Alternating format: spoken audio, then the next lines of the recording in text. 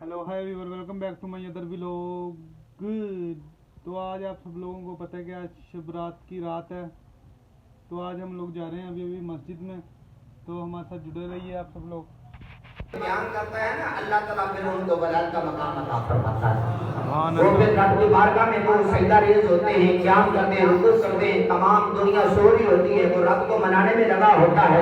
वो सजदे में जाकर रब को राज़ी करता है कि मौला तू राज़ी हो जा। वो क़याम की हालत में कहता है कि मौला बिस्तर छोड़ दिया है, मैंने आराम छोड़ दिया है, मुझे तेरी फिक्र के मौला तू राज़ी हो जा। फिर अल्लाह तबारक व तआला उसके जिस्म के अंदर वो करंट अता फरमाता है, वो बिजली अता फरमाता है। फिर अल्लाह ताला फरमाता है मेरे बंदे तू जो मांग मैं तुझे अता करता हूं। ऐसे तो नहीं अल्लाह ताला फरमाता है मेरे बंदे ये बड़ा कठिन बड़ा सख्त रास्ता है, इस रास्ते पे चलेगा बड़ी आजमाइश है, इस रास्ते पे चलेगा बड़े इम्तिहानात आएंगे, बड़े इम्तिहानात आएंगे। और 2-3 दिन हुए मुझे एक ने कहा भी अरे साहब और मेरा सिगरेट ये लाहौर है, मुंबई में काम कर रहा है, अरे साहब मैं तो इतनी तनख्वाह दे रहा हूँ। मैं कहा ठीक है अच्छी बात है, अल्लाह ताला तुम्हें और बरकत दे। आपकी कितनी तनख्वाह? मैंने अपनी तनख्वाह बताई ना, मैंने आज से 20 साल पहले भी आपसे पूछा था इतनी तनख्वाह। मैंने कहा यार इसमें बरकत है, अल्लाह ने मुझे इसमें रखा है तो मैं चल रहा हूँ, ये चलता रहेगा। अजी क्यों जी? मैंने कहा कि इसका हिसाब देना मुझे कम पड़ेगा, ज्यादा हिसाब नहीं देना पड़ेगा, कम हिसाब देना पड़ेगा। जिसके पास फिर दौलत ज्यादा होगी ना उसको हिसाब भी ज्यादा देना पड़ेगा। बहरहाल अल्लाह ताला फरमाता है ये रास्ता बड़ा सख्त है, इस रास्ते पे तुमसे हर चीज छीन ली जाएगी। तो रब की बारगाह में अर्ज करता है मौला लेकिन मैंने इसी रास्ते पे रहते। अल्लाह ताला फरमाता है इससे तुझसे दौलत ले ली जाएगी, या अल्लाह जो तेरी रज़ा वो मेरी रज़ा। अल्लाह ताला फिर फरमाता है इससे तुम्हें तुझसे घर छीन लिया जाएगा, मौला जो तेरी रज़ा वो मेरी रज़ा। अल्लाह फरमाता मेरे बंदे तुम्हें जंगल बियाबान के अंदर तुम्हें चलना फिरना पड़ेगा, तुम्हें चप्पे चप्पे में तुम्हें सजदा करना पड़ेगा, क्या में रुकू करने पड़ेंगे, मौला जो तेरी रज़ा वो मेरी रज़ा। अल्लाह ताला फरमाता है लोगों के अंदर तुम्हें ज़लील और रुस्वा कर दूंगा, मौला जो तेरी रज़ा वो मेरी रज़ा। अल्लाह ताला फरमाता है जिस्म से कपड़े छीन लूंगा, मौला जो तेरी रज़ा वो मेरी रज़ा। अल्लाह ताला फरमाएगा कि तुमसे खाना पीना सब कुछ छीन लिया जाएगा, मौला जो तेरी रज़ा वो मेरी रज़ा।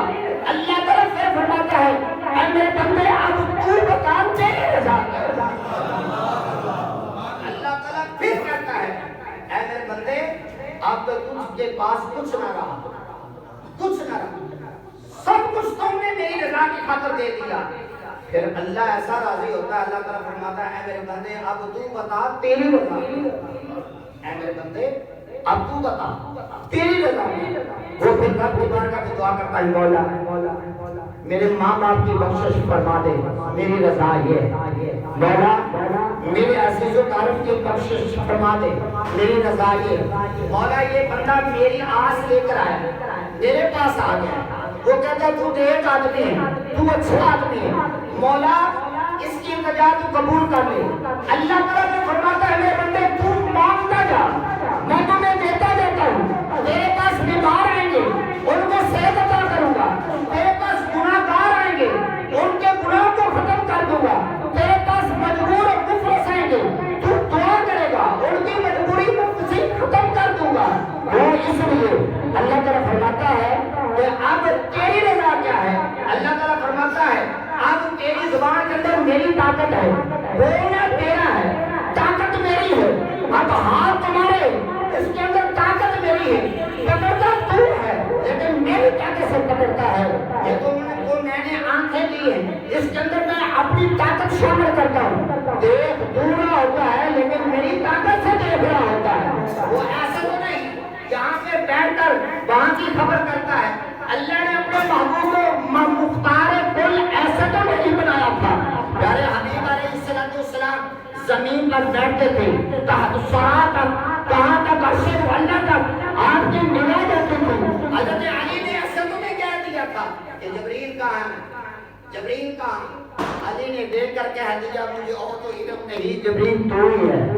तो सामने वो हज़रत ये रात अल्लाह को राज़ी करने वाली रात, इस रात इबादत और रियादत करें। खासकर ये शब बिदारी होती है, لوگ بیٹھتے ہیں آپس میں باتیں کرتے رہتے ہیں, رات پھر بھی ضائع کر دیتے ہیں. نوافل پڑھیں, ذکر و اذکار کریں, تسبیح و تحلیل کریں, صلاۃ و تسبیح کی نماز پڑھیں. ویسے یہ دو رکعتیں کر کے یہ پڑھنی چاہیے.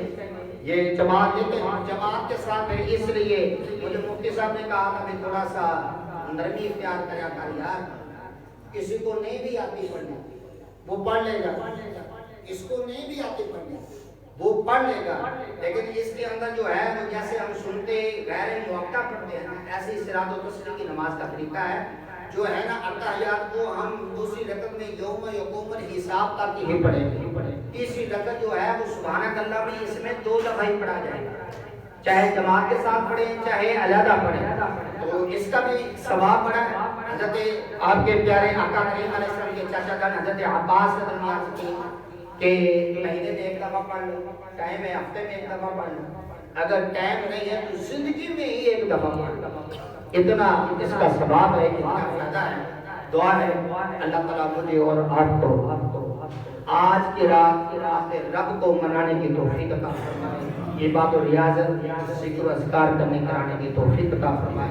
قاری صاحب کے علم کے اندر عمر کے اندر برکت عطا فرمائے. ان کے اہلیہ بیمار ہیں, اللہ تعالیٰ اپنے محبوب علیہ السلام کے وسیلہ سے اس مقدس رات کی برکت سے, اس رحمت والی رات کی رحمت سے ان کی بیوی کو صحت کاملہ عطا فرمائے, درستی بھری عطا فرمائے.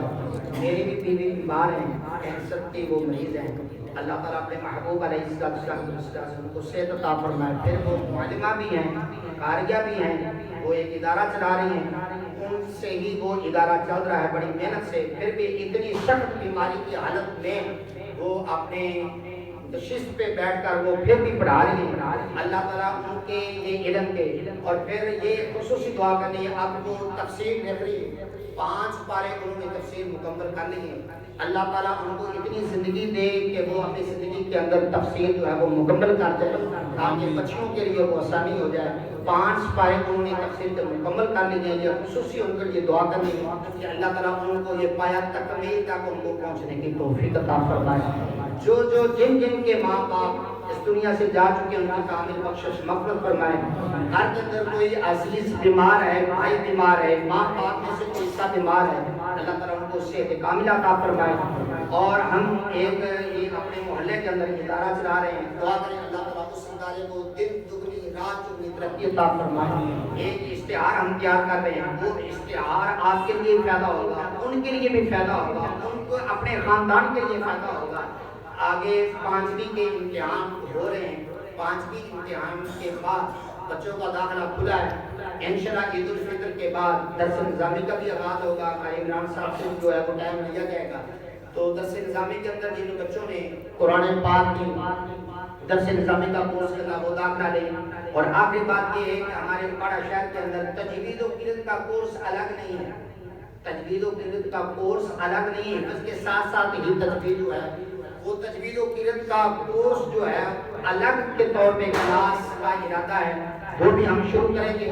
یہ تجوید قرأت کا کورس ویسے 2 سال میں نے مکمل کیا ہوا ہے, لیکن میرے پاس اتنے معاملات اتنی کلاسیں تو نہیں میں پڑھا سکتا. سرگودا کے اندر ایک دوست ہے, وہ سب عاشرہ کا قاری ہے, میں ہر روز اس کے ساتھ بحث کر رہا ہوں. میں نے کہا یار نیچے آ جا, تیری تنخواہ کر, ہمارے جیسے غریب سے ادارے کے اندر بیٹھ کر صرف 2 اسٹوڈنٹ تیار کر کے دے دیں, پھر بے شک سرگودے واپس چلا جائے. وہ کہتا ہے ٹھیک ہے جی میں کوشش کر رہا ہوں. وہ 60 سے 50 ہزار روپے آ گیا. میں نے کہا اور نیچے آ جائے. کہتا ہے اس کے بعد پھر اور کیا ہوگا. میں نے کہا کہ آپ کو شہر اگاڑا کے اندر ایک مسجد لے کر دے دیتے ہیں, اس سے کچھ تنخواہ ادھر سے ہو جائے گی, کچھ مدرسے سے ہو جائے گی, تم 20-25 ہزار کی تنخواہ تک آ جائے. اگر وہ سبا عشرہ کا قاری وہ مدینہ یونیورسٹی الازہر سے وہ پڑھ کر آیا ہے, وہ ہمارے پاس آ گیا نا, 1-2 اسٹوڈنٹ بھی اس نے ہمیں تیار کر کے دے دیے نا, تو انشاءاللہ موتی تیار ہو جائے گی. انشاءاللہ موتی تیار ہو جائے گی. اللہ تعالیٰ اس ادارے کو بھی دن دگنی رات کو عطا فرمائے. روح عبدالعلی صاحب ماشاءاللہ ساری ضروریات پوری کر رہے ہیں. اللہ تعالیٰ ان کی کاوش کے اندر ان کے بھی محنت جتنے بھی محنت شاکہ کر رہے ہیں ان کے اندر برکت عطا فرمائے. وما علینا الا البلاغ المبین. قاری جمیل صاحب مناظ پڑھیں گے, اس کے بعد آپ کے معاملات ہیں جاری کریں گے. مجھے اجازت نظر آ کے کھانا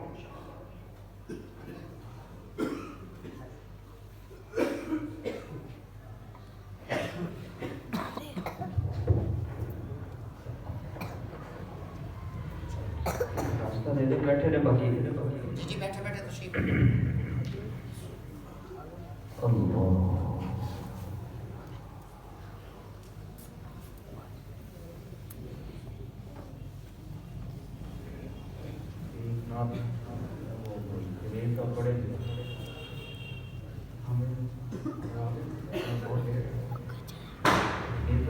पड़ेगा भाई, आप एक नाच पढ़ेंगे, हमारा टाइम देख का पूरा हो जाएगा, फिर हम नाम पढ़ देंगे।